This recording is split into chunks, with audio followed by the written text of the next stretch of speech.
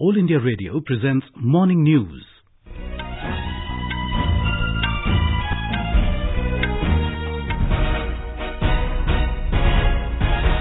Good morning, I'm Sunil Verma. The headlines. DGP Dilbagh Singh says terror violence in Jammu and Kashmir down by 60% in less than 1.5 months this year. No major incident of stone pelting. 25 envoys meet National Security Advisor Ajit Doval in New Delhi on return from visit to Jammu and Kashmir. India and Portugal signed 14 agreements in areas including defence, culture and yoga. New Delhi calls for concerted efforts by BIMSTEC countries to fight drug trafficking. Board examinations of CBSE Class 10 and 12 begin today. And in tennis, Rohan Bopanna and Denis Shapovalov to meet Jan-Lennard Struff and Henri Kontinen in men's doubles semi-final of AMRO World Tournament.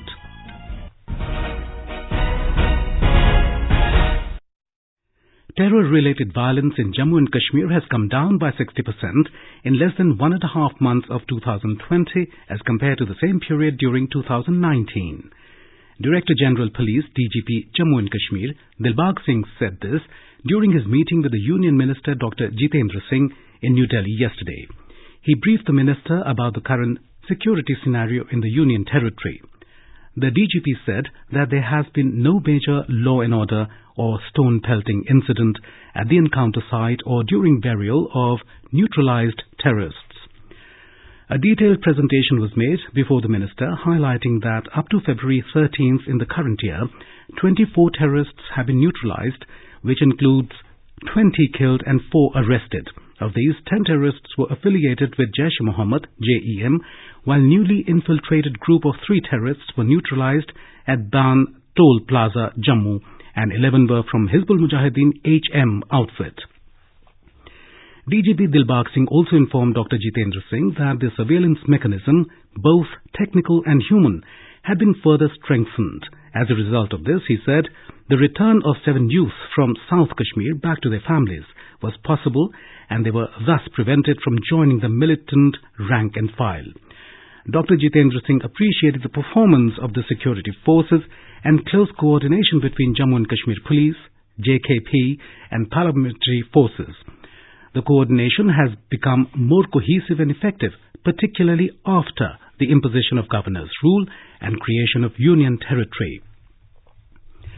The delegation of 25 foreign envoys who visited Jammu and Kashmir met National Security Advisor Ajit Doval in New Delhi last evening. The envoys praised India's positive steps to restore normalcy in Kashmir. The members reportedly talked about the implementation of development programs, security situation and the progressive normalization of the situation in the region.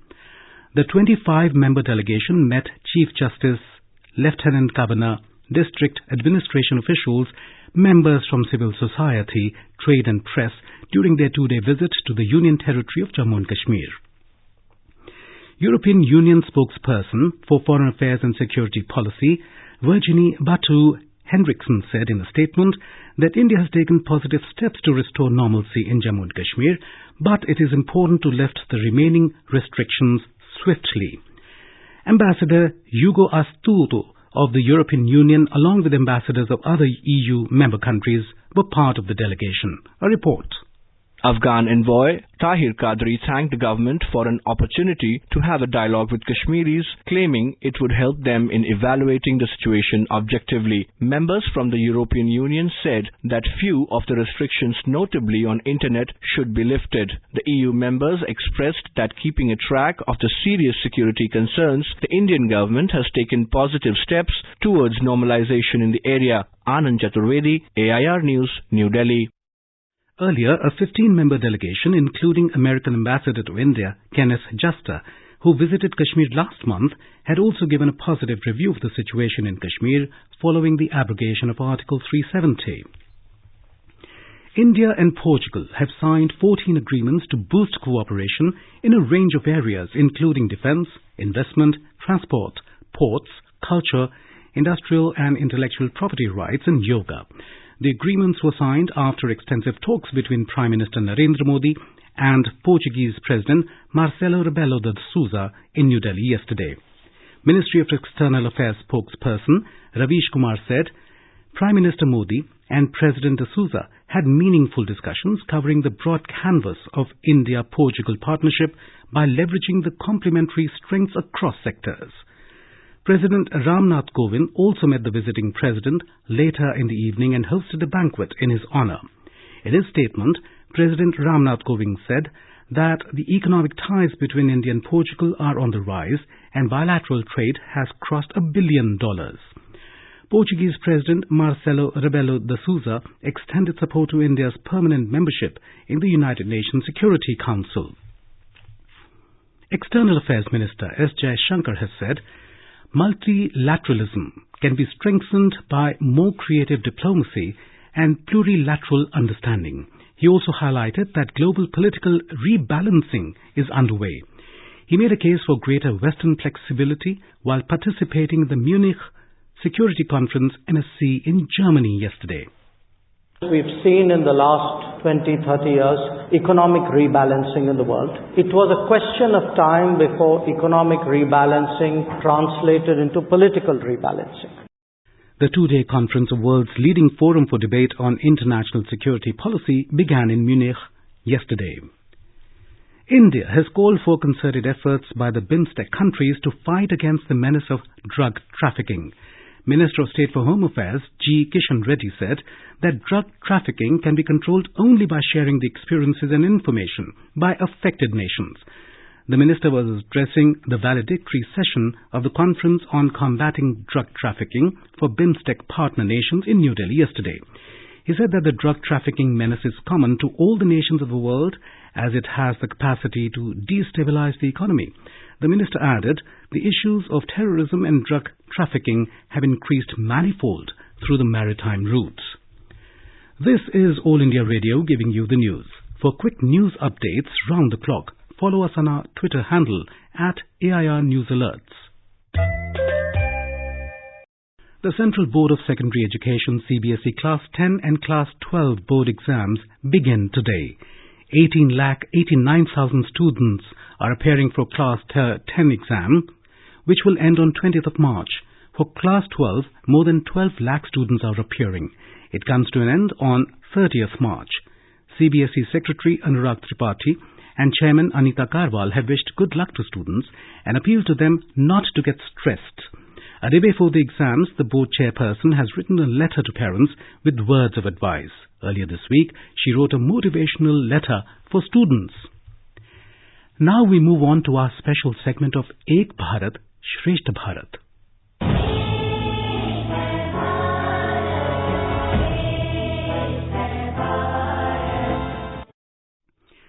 Though a small state, Tripura is a brilliant example of unity in diversity. People of diverse religions, cultures, castes have been living together in the state for many centuries. As part of the ongoing Ek Bharat, Shreshtha Bharat campaign, which aims to celebrate India's magnificent unity in diversity and promote the spirit of national integration, AIR News Agartala interacted with people of Bihar living in Tripura. A report. Tripura is a state where many people from other parts of the country, including people from Bihar, have come and either have settled down or live for a job. Likewise, Jayaprakash is a central government employee from Bihar state who has been in the state for the last 2.5 years. While interacting with AIR News about his experience in the state regarding food habits, culture, traditions, living styles, and others, Jayaprakash shared that before coming here he felt hesitant because of various differences as he had over. But after coming and living here, seeing the diverse culture and traditions of both tribal and non-tribal people in the state, the negative perceptions he had vanished. Jayaprakash said he loves the crazy way of the celebration of Durga Puja in the state at the most. This is Rina Nongmaitem, AIR News, Agartala.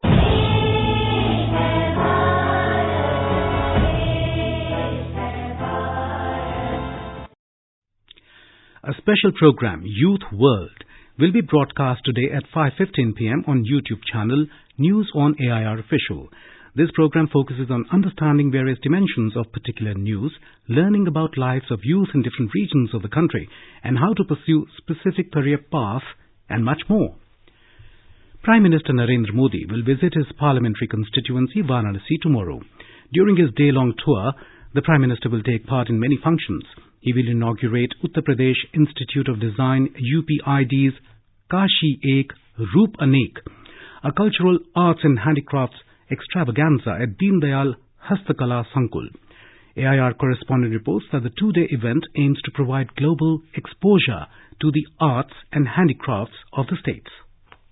Uttar Pradesh Institute of Design under the Department of Micro, Small, Medium Enterprises, Government of Uttar Pradesh is organizing the two-day event Kashi Ek Roop Anek, which will see participation from over 10,000 artisans and weavers. The event will also have exhibitions from One District, One Product, the flagship scheme of Uttar Pradesh government, which got mentioned in this year's union budget also. Talking to AIR, Shipra Shukla, chairperson UPID said, इस programme को करने का मकसद है कि आज की तारीख में नई डिजाइन और मार्केट लिंकेज डायरेक्ट हो, इंटरमीडिएरीज खत्म होने चाहिए और केवल देश में ही नहीं बल्कि विदेशों में भी हमारे क्राफ्ट की धाक जमे, इसके लिए हमारा पूरा प्रयास है. Kashi Ek Roop Anek aims at providing direct global market access to all the crafts and handicrafts in Uttar Pradesh. It will also be attended by brands and buyers from Europe, Australia and US among others. Sushil Chandra Tiwari, AIR News, Varanasi.